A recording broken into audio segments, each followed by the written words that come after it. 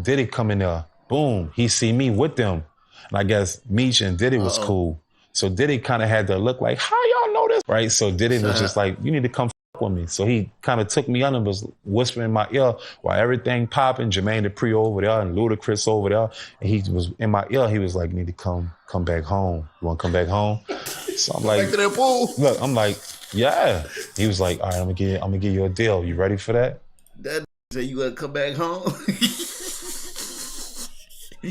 Bro, Diddy might be a manipulator, bro. I ppers in the pool. Then I saw what really was going on. Hold on. We're about to see what this about. Hit the live button for me. Hold on. It's a little interview clip. Shout out real life street stars, man. Let's get straight into it. Popping, Jermaine Dupri over there and Ludacris over there. And he was in my ear. He was like, you need to come back home. You want to come back home? So I'm like, back to that pool. Look, I'm like, yeah. He was like, all right, I'm gonna give you a deal. You ready for that? And he looking at Meech, like trying to impress Meech, like, what? Crazy. How normal or how often did he try to turn like artists against each other, even in Bad Boy? Did he? Did he? Yeah. Everybody. Yeah. Like, but it was like in what way? Like it was subliminal, or was it like upfront? It was friendly competition. Okay. He kind of just wanted, and I can't discredit the man. You heard me, his greatness. People that was on his roster, he always tried to make them compete against each other just because he wanted a great roster.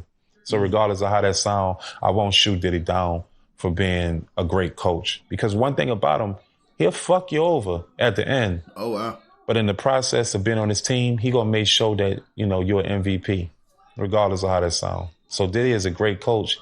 He's just a bad fucking coach at the same time. He fucking sucks. I messed up, bro. No. For real.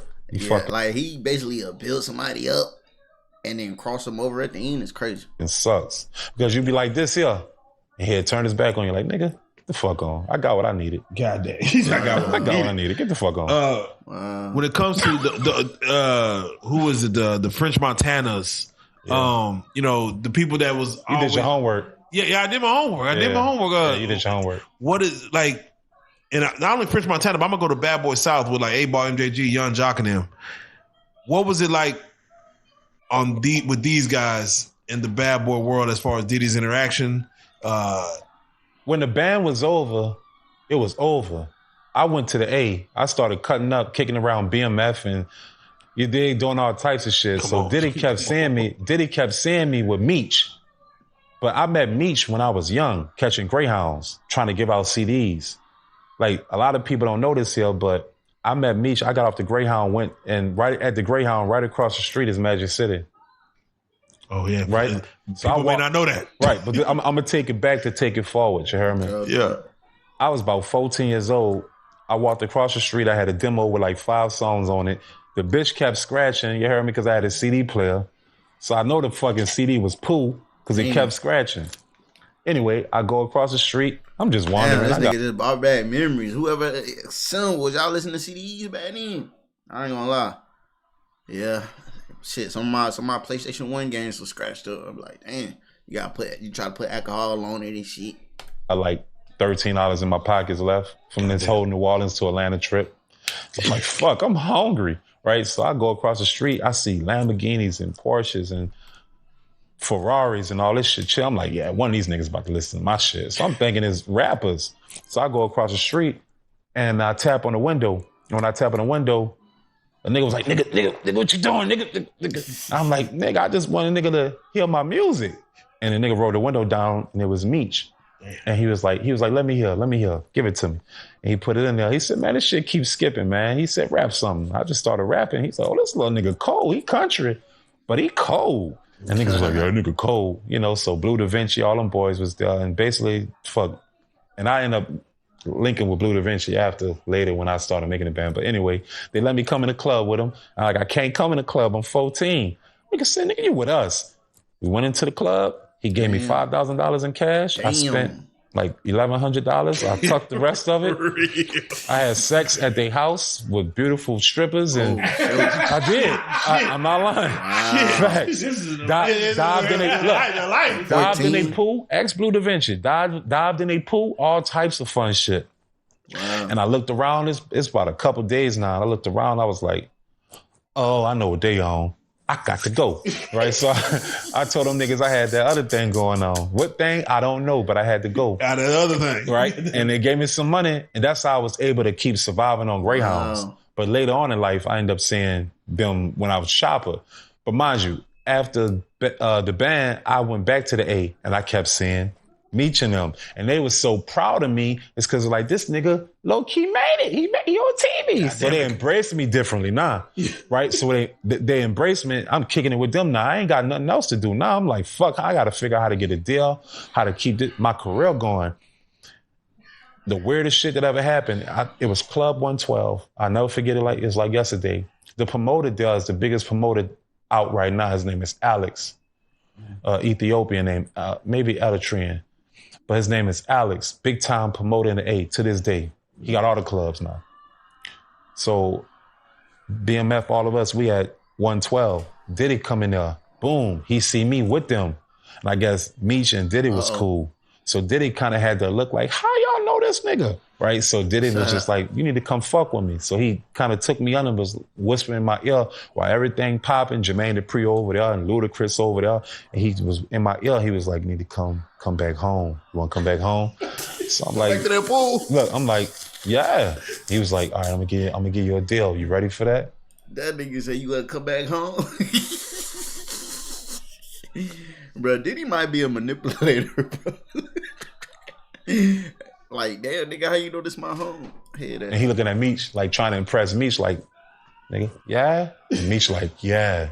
And that's just kind of how I went to Bad Boy South. He was like, I'm about to start an imprint called Bad Boy South, and you're going to be the first artist. So I'm working on my tape. That's tough. My album with Sean Dre. Sean Dre, of course, you know, a Millie and... Come on. But my song... what was that song called that y'all know now? It's Khalees. It's the Khalees beat. It's Bossy. Oh yeah. That was actually my single. Not Bossy, but I had a song with that beat.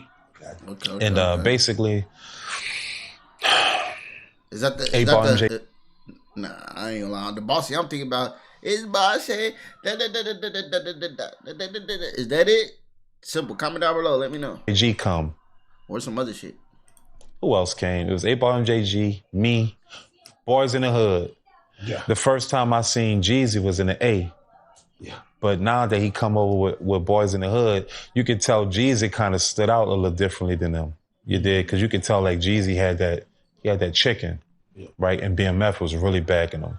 You dig? And I'm like, all right, this is cool. But when Katrina happened, I was just more like, I got to take care of my people, you dig? So I didn't really care about the Bad Boy shit. But I was on tour with the little Chris Browns, like all of them. I did everything, you dig? I was popping for real. Come on now. Wow. And I don't know, bruh.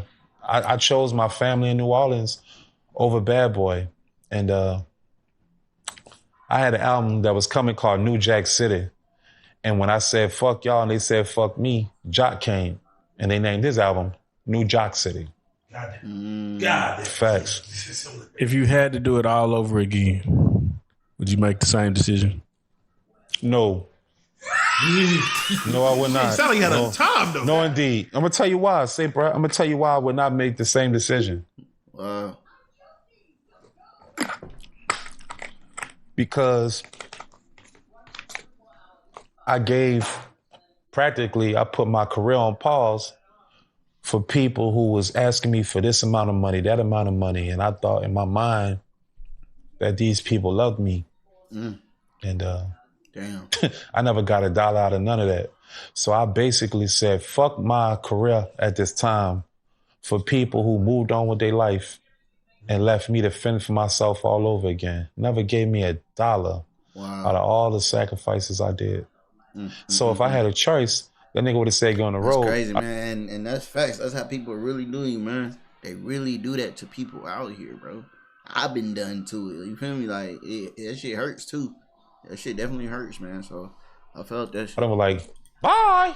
Got my ass on the road. Wait, but they gave you a life experience.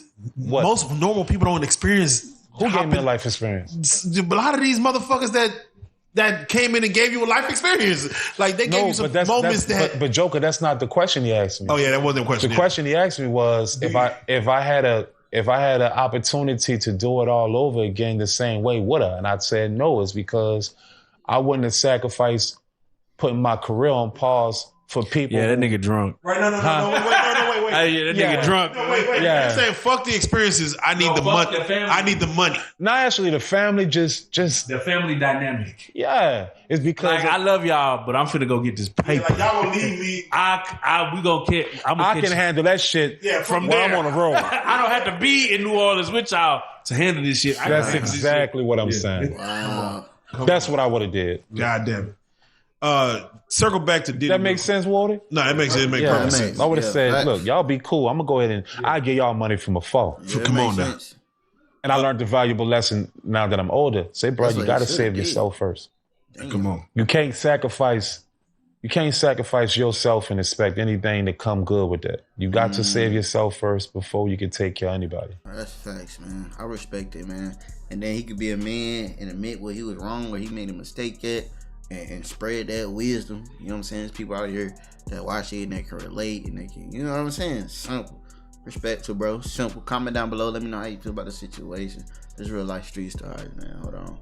Someone hit the like button for him, man. That's Kevo Talks, nigga. Hold on. Niggas be flies, they be liking my shit on the low. I'ma stack this money and be quiet. Fall back, act like I'm broke. Just because a nigga like to lie, doesn't mean take me for a joke. Just cause a nigga counting them tickets, doesn't mean man plot on my yoke. But these niggas Lord part of my soul. Demons want me, man, they can't let me go. Double touch my phone, I didn't even read it. Just opened it, it takes back no. No, it's not snow, but I keep me a hoe. Don't got a boat, but I keep me a rope. Hella bad days, but I keep me some hope.